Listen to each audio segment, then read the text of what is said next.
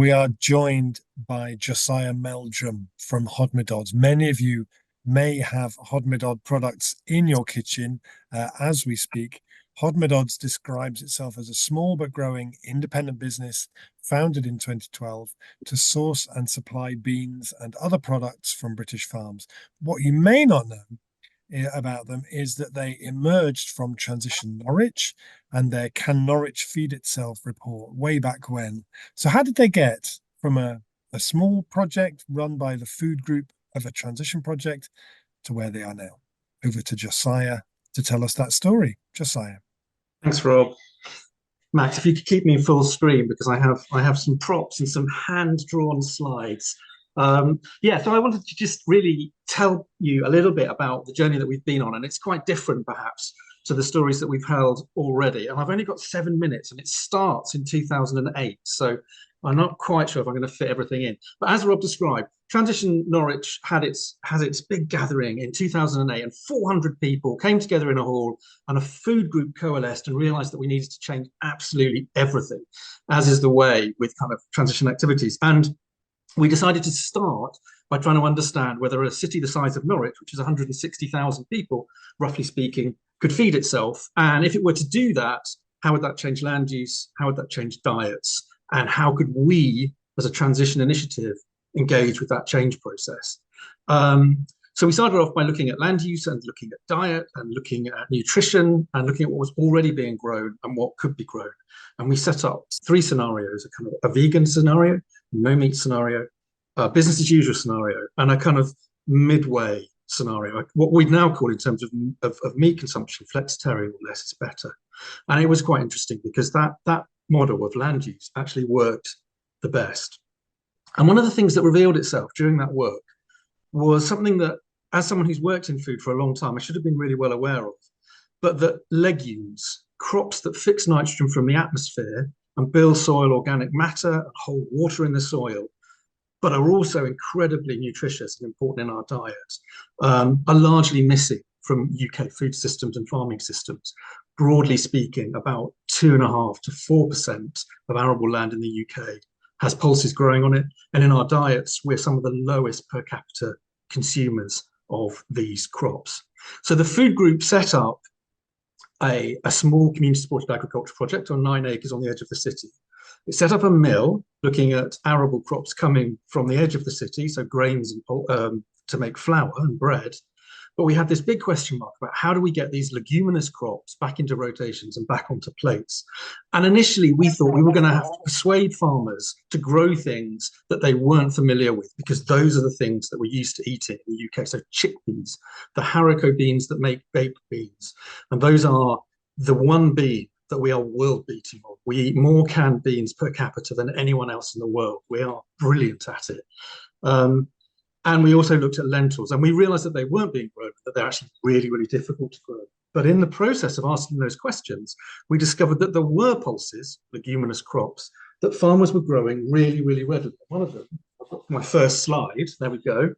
There it is, looks like that, everyone will recognize that. It's a broad bean. Except in the context of farming, it's something called a field bean, and it's harvested dry like this. It's often called a fava bean. And we discovered that these beans were being grown and they were being sent to North Africa and the Middle East for human consumption, where they're eaten particularly during Ramadan, but they're eaten for breakfast and to break fast.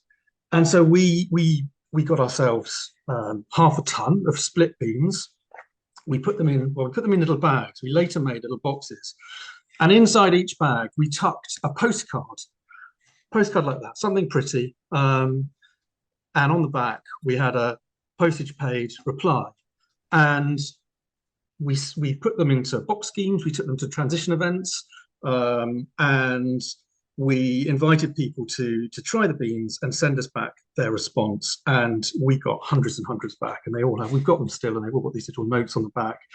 And we realized we were onto something, and we needed to find a way to work with farmers in order to increase the production, but in order to increase the production in the way that we wanted that production to happen. So broadly speaking, as part of an agroecological food system, a system that has social justice at its heart, has the environment at its core, and is feeding people in more ways than just providing them with calories. And in order to do that, we realized that this couldn't be a project, as it were. This had to be an enterprise that was going to take these beans out to as wide an audience as possible. And we established Hodmedods in 2012 in order to reach a much wider audience. And one of the things that I think we realized early was that farmers would be much more likely to engage with us if we were offering them, one, if we were offering to buy what they were growing, and two, if we were an enterprise in a way that they understood it. And I think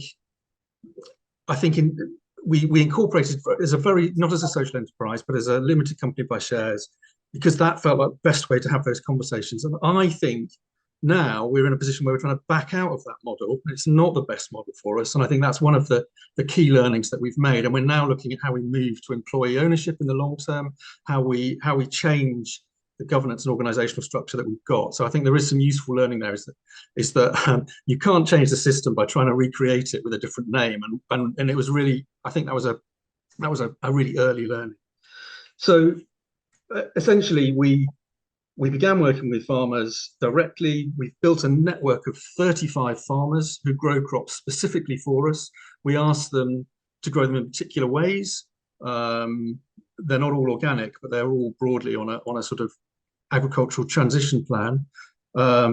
We ask them to grow particular varieties that weren't previously being grown. So where things like peas are being grown for drying in the UK, things like these Carlin peas were very unfamiliar. They're familiar in the north of England, but they're not much eaten in the south.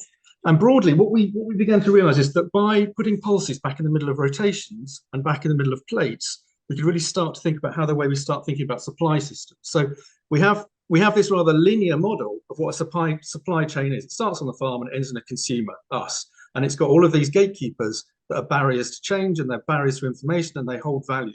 And it's not how things really are, but it's how we conceptualize things. It's the kind of, from primary school on, that's how we think about supply. It's a chain. And obviously chains are things that bind us. And what we really need is relational networks of supply. That's actually, well, maybe it doesn't look quite like that in real life, but that's actually how things are. We can all talk to each other in different ways. We can share information in different ways. We can share value in different ways. And if we can build these relational networks of supply, we can begin to radically change the food system. And for us, that need to change everything has become what is the lever for change within the food system that we can affect and we can find a tipping point around. And for us, that's been beans, legumes, pulses. But we can change diets, we can change food systems, we can change the relationships that farmers and citizens, food citizens have. We can move away from being consumers.